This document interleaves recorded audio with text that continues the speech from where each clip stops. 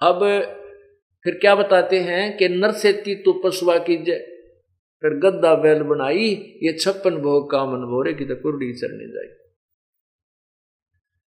अब हम कितना सुंदर आहार करते हैं, बढ़िया फुलके खाते हैं, कभी खीर बना लें, हलवा बनावे, काजू किस्मत सेब संतरे, हैं दही घी मक्खन, और भाई कभी लाडू जलेबी भी खाते हैं। कहने का भाव यह है कि इस मनुष्य शरीर में प्रभु ने हमें कितना सुंदर आहार दिया है। और एक सत्य भक्ति ना करने से, भक्ति भी करें और वो भी शास्त्र विधि को त्याग कर मनमानी पूजा करने से कोई लाभ नहीं होता, वो भी आपका जीवन व्यर्थ होता है। और फिर भक्ति नहीं करते, उससे फिर हमें क्या मिलता है, जैसे कि फिर बैल बन गया, गद्दा बन गया, उसमें कहते हैं ये 56 भोग नहीं मन बोरे की तो कुर्डी चरने जाई, ये सुंदर आहार नहीं प्राप्त कर सकेगा। अब तो जरा सी भूख लगती है कि रास्ते में होटल आ गया, वहां खा लिए, चाय की इच्छा हुई जब रोक के गाड़ी उतर गाड़ी में तो चाय बनवाई पी के चल पड़े, प्यास लगी पानी पी लिया, फिर ये सुविधा नहीं रहेंगी। क्यों नहीं रहेंगी? एक जरा से काम के बिना सारा काम बिगड़ गया।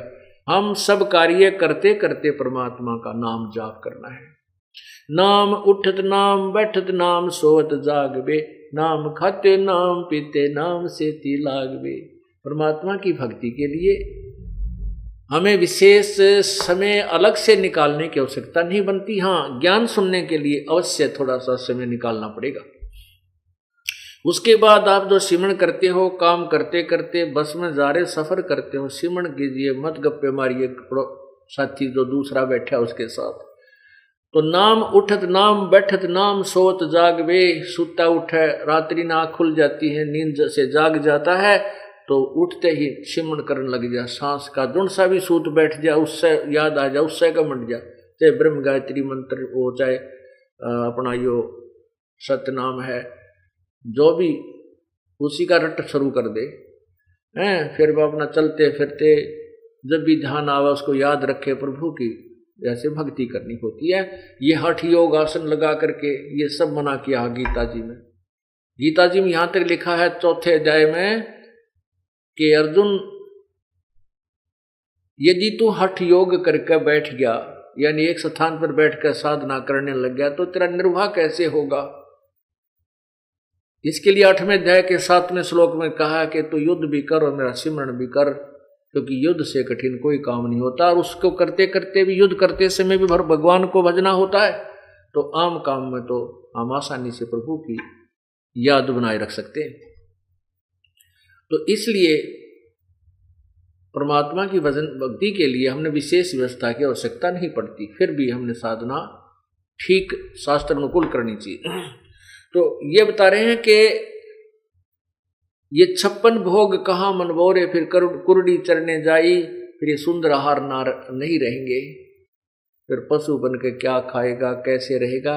समय पर सब इच्छा से नहीं खा सकता, भूख लगी रहेगी, नाथ डल जाएगी, बैल बन जाएंगे और बन जाएंगे किसी रस्से के साथ।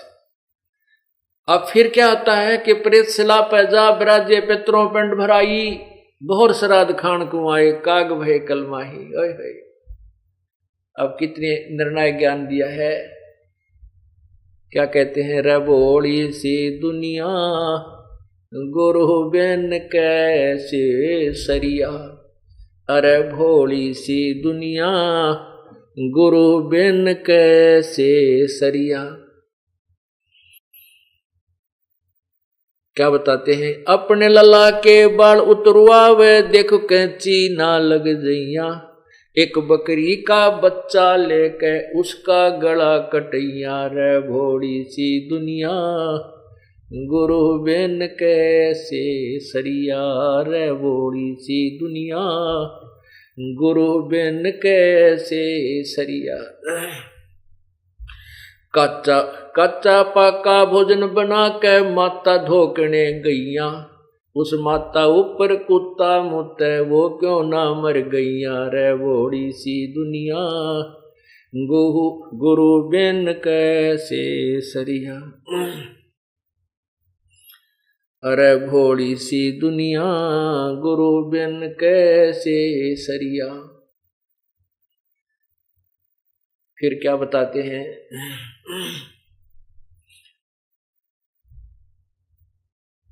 अब जीवित बाप गे लट्ठम लट्ठा मुए गंग पुचैया। जब आवे आसुज का महीना फिर कौआ बाप बनैया। रे भोली सी दुनिया गुरु बिन कैसे सरिया। रे भोली सी दुनिया सतगुरु बिन कैसे सरिया।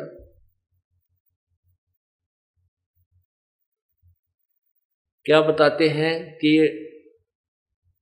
आन उपासना में आते हैं ये कौन कौन से,